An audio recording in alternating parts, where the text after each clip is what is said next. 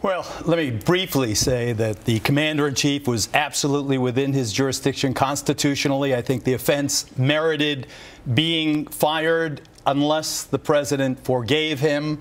So I think this is a totally avoidable tragedy.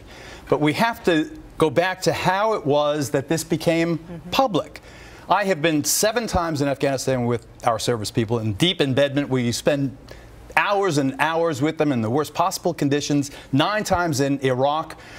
I think that you have a cone of privilege. It's something that's, if it's not on the record, it's off the record. I don't know exactly what the rules were in this particular case, but it seems to me that whoever was in charge of putting that reporter with those soldiers in that context allowed a rat to be in an eagle's nest. And for him to take a comment like the bite me, the Biden, we call him bite me, that is a comment that, if reported, has strategic implications. Look what happened. We lost a great soldier, Stanley McChrystal, because one of his aides glibly said to someone, and I would tell you that the context was probably one of very chummy. Right. They were in a Paris bar waiting for the volcano ash to clear so they could catch a ride to Berlin. I think that in this context, for a freelance reporter for Rolling Stone to then take that without suggesting or asking whether or not it's in context. What that reporter did reminds me of the NBC producer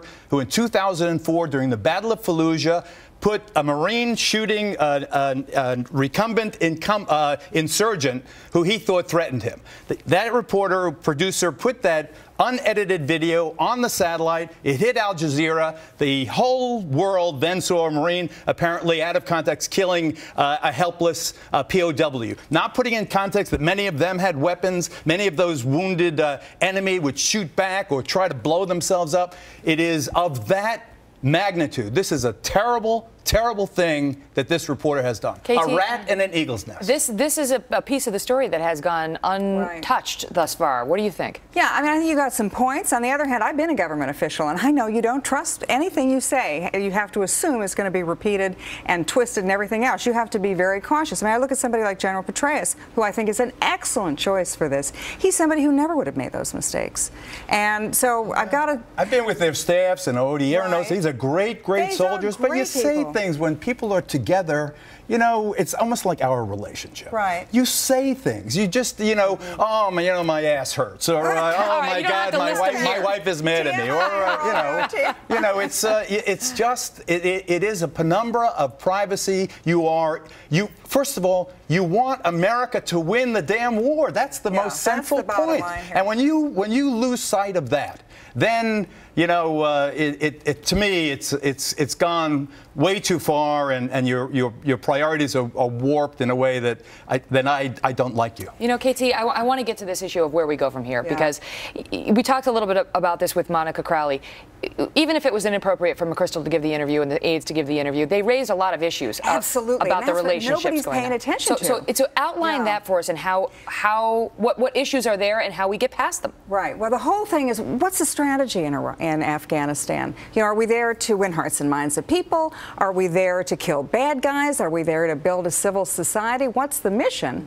President Obama said, well, we're going to defeat al-Qaeda and destroy them, etc. But how do you do that? And there are a lot of different strategies that we've had over the last 8 years. None of them have been very successful. And I think that the key to this article was not so much the trash talk of McChrystal and everybody else, but it's they have real questions about this, whether this is working. They have real issues with whether you have a strategy that says go win that war, but at the same time make sure that you don't ever fire upon anybody who might potentially be collateral damage. Make sure that, in fact, they're even talking about giving medals for people for restraint. That's not how soldiers fight wars.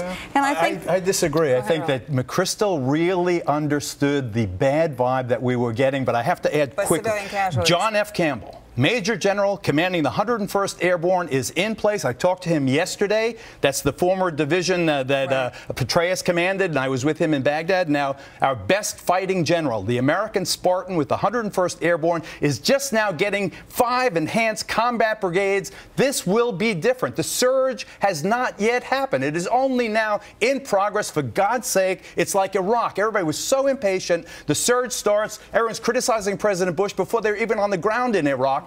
The same thing is happening here. I think let these magnificent soldiers, with this modified strategy where we tried very hard to protect civilians that we know our enemy are using as shields. It is a difficult, General Campbell told me he's already lost 20 soldiers just in the brief time. Some of these units have been there. I believe this can work. Give it the summer, for God's sakes. And listen to what McChrystal said about we will see what happens in 2011, whether or not we begin this phase withdrawal. And, you know, one thing we may be missing, KT, is President Obama is probably going to take some criticism for choosing Petraeus from the left. The left does not love General Petraeus. We talked earlier about that Move On ads calling him General Petraeus. But they don't like President Obama's policy. They didn't like the fact that he gave the troops. It wasn't as many as McChrystal asked for, but he gave the troops. Well, they want everybody to come home. I mean, they want everybody to come home tomorrow, and that's that. Yesterday would have even been better. But so I think that, though, the interesting point is that to a certain extent, Obama had to fire him, because if you look at the 4 policies, say, that Obama has that aren't going very well, you know, there's the war, there's Iran and nuclear weapons, there's the jobs, there's the economy, there's the Gulf oil spill. All of those, if you hadn't made a strong position that, you know, you cross me, you trash talk, you're out, you would have started to see atrophy in all of those places. You would have started to see people who didn't agree with the president's policy thinking, well, there's no consequence, I'm going to go ahead and talk. So from a leadership perspective, Obama, who is not perceived as a strong leader, he had to take a strong position on that. And I thought he did it very well and very graciously. You think that's true, Geraldo? He had to do it, and he did it well? If he did it for that reason, I lament it. And again, I say it was an unnecessary tragedy. Stan McChrystal did not. The problem is the offense did deserve it. Yeah. The commander-in-chief was certainly within his constitutional limits. I lament the fact that they didn't look at each other in the eye, give each other a hug, and say, we're in this together. I forgive you, and let him go back to work. But let me say that I just can't picture that scene. I can picture it, but let me just say that David Petraeus will take his place among the great commanders in the history of this republic, and that's why it's almost a no harm, no foul. The soldiers on the ground know. It might even give a little bit more clarity in terms of the chain of command. It was always kind of confusing what General Petraeus' role was, overseeing another 4-star in Afghanistan. But now you have Petraeus on the ground. I saw what he did in Iraq up close and personal. I am more confident, I think, than almost anybody that this can happen. And when I was in Afghanistan a year ago, I've got to agree with you that there was, before Petraeus came on to have that command, it was confusing, and there was the chain of command was a mess. Well, listen, you know, really the bottom line for me is Geraldo's a hugger. He always has been, always will be. Give me a hug, Kiki. I need it. Thank you. Thank you both for being here. It was a great discussion. Love hearing your insights.